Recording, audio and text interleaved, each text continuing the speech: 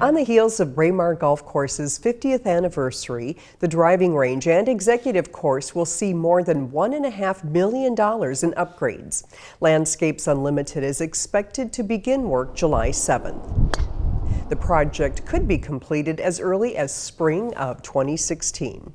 The improvements to the driving range practice facility are going to be incredible. We're going to offer one of the finest practice facilities in the region, if not the state. Herford Norby Golf Course Architects was hired to develop the concept plan and designs. The grass area of the driving range will almost double in size with the upgrades and will be about 300 yards long. It will accommodate up to 58 golfers at a time with added target greens. We listened to our customers. We found out they wanted better turf conditions to hit off of and practice off of.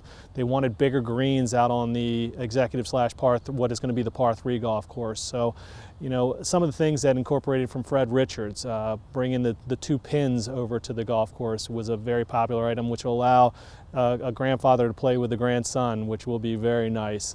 In order to make space for the vastly larger driving range, the layout of the current executive course will be adjusted. The course currently has 5 holes on the southwest side of Hillary Lane, with the remaining 4 on the northeast side.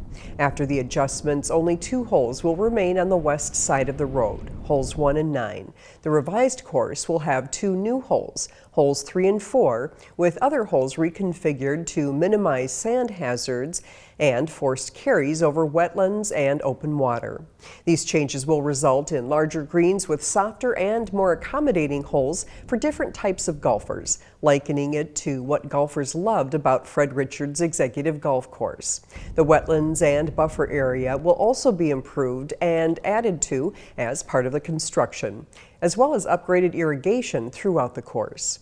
Golfers will still be able to get out on the current executive course right away in the spring, since construction won't begin until July.